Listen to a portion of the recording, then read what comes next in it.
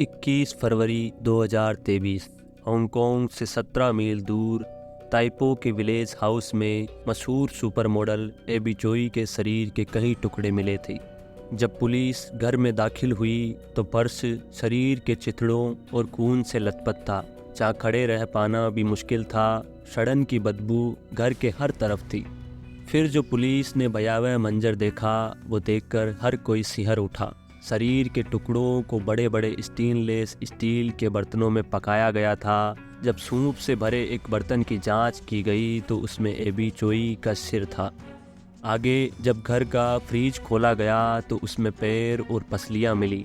खून जम चुका था लेकिन मांस अभी भी ताज़ा था, जबकि धड़ और हाथों का कोई नामो निशान नहीं था।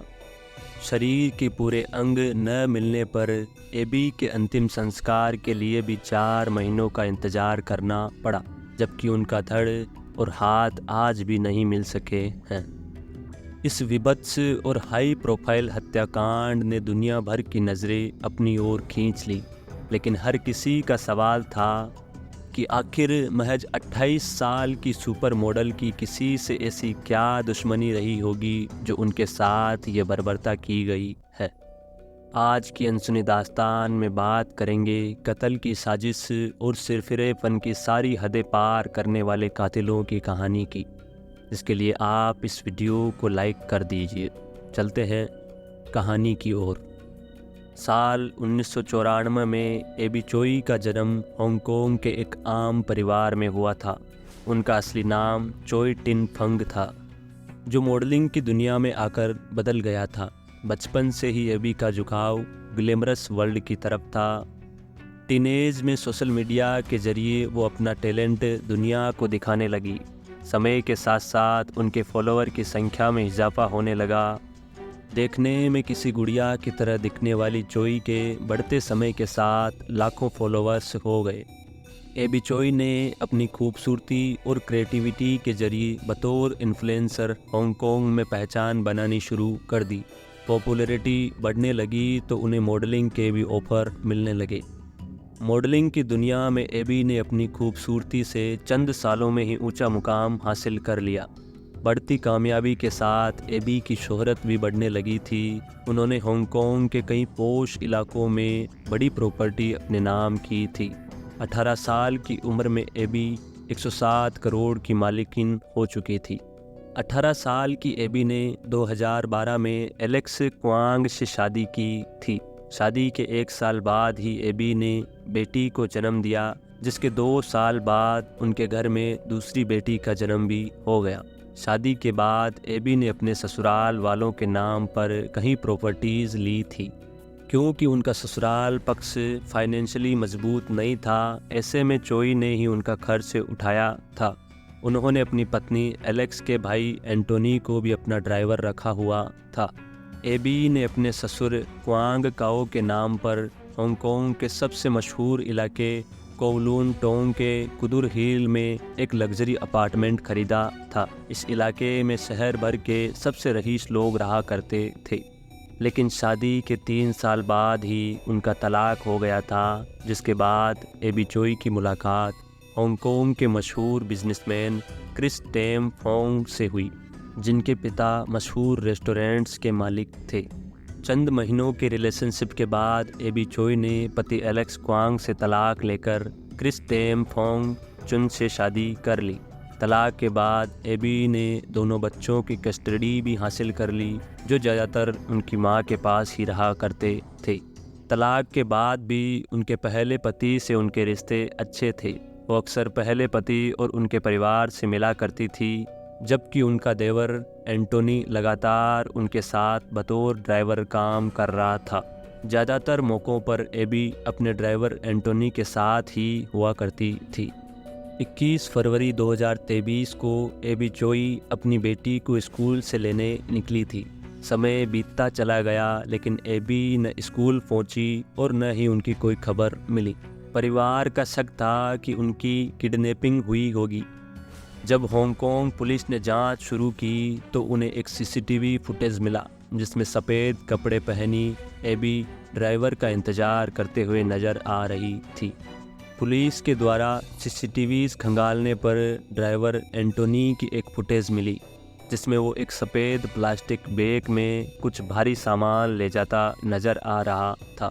संदिग्ध स्थिति में होने पर पुलिस ने एंटोनी की गिरफ्तारी की। एंटोनी लगातार अपने पेरेंट्स और एबी के पूर्व सास ससुर के संपर्क में था, तो उन्हें भी हिरासत में ले लिया गया। 3 गिरफ्तारियां हो चुकी थी कि पुलिस को मुखबिरों से खबर मिली कि एबी के पूर्व पति एलेक्स क्वांग ने समुंदर के रास्ते से हांगकांग भागने की कोशिश की। पुलिस ने सूझबूझ से एलेक्स को भी गिरफ्तार कर लिया। एलेक्स की गिरफ्तारी के बाद जो खुलासे हुए वो सुनकर हर कोई हैरान था। इस हत्याकांड का मास्टरमाइंड एबी चोई का ससुर क्वांग काओ था, जिसने महीनों पहले ही हत्या की साजिश रच दी थी। फरवरी 2023 में ही उन्होंने कोवलून टोंग से 17 मील दूर एक घर किराए पर लिया था। ससुर के निर्देश पर ही ड्राइवर एंटोनी ने एबी को पिकअप कर कोवलून टोंग ले गया, जहाँ कार में ही उसकी हत्या कर दी गई थी। हत्या के बाद एंटोनी ने उसका शरीर एक सफ़ेद प्लास्टिक के बैग में रखा और घर तक ले गया। इस घटना को सीसीटीवी फुटेज में भी कैप्चर कर लिया गया। हत्या के बाद एंटोनी ने एबी की डेड बॉडी को उस ट्रिपल स्टोरी घर में ले गया जहां उनके शरीर को काटा गया। वहां 3 आरोपी पहले ही घर में मौजूद थे। उस घर में मीट कटर और इलेक्ट्रिक कटर की मदद से चारों आरोपियों ने मिलकर एबी चोई के शरीर के कई टुकड़े किए। शरीर के हर हिस्से को छोटे छोटे टुकड़ों में काटने के बाद उन्होंने कई अंगों को पकाना शुरू कर दिया, जबकि बचे हुए कुछ अंगों को डिकम्पोज होने से बचाने के लिए फ्रिज में डाल दिया गया। उनके पैरों को साबुत फ्रिज में रख दिया गया। पुलिस के मुताबिक शुरुआती जांच में एबी चोई की खोपड़ी नहीं मिली थी। हालांकि डिटेल जांच में पाया गया कि उनकी खोपड़ी सूप के साथ पका दी गई है।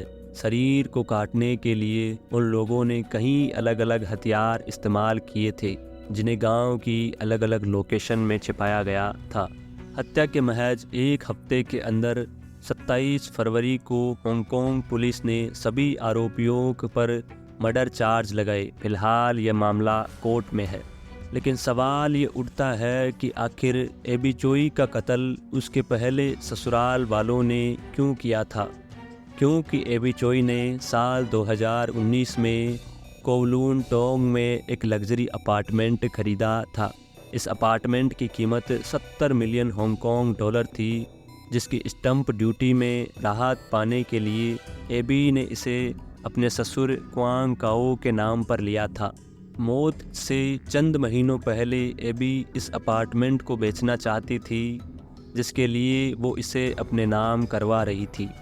क्वांग काओ का परिवार इसी घर में रहता था। ऐसे में वो घर से बेचने के फैसले से नाखुश थे। जब एबी घर की डील करने लगी तो उसे रोकने के लिए क्वांग काओ के परिवार ने मिलकर उसकी हत्या की साजिश रची। एबी चोई के कत्ल और उनकी लाश के साथ हुई बर्बरता के चलते यह मामला दुनिया भर में चर्चित रहा। उनकी मौत के बाद उनके 4 बच्चों की परवरिश उनके दूसरे पति क्रिस टेम कर रहे हैं। इसी के साथ ये वीडियो समाप्त होता है। अगर आपने अभी तक वीडियो को लाइक नहीं किया तो वीडियो को लाइक कर दे और SR क्राइम फाइल को सब्सक्राइब ज़रूर करें। धन्यवाद।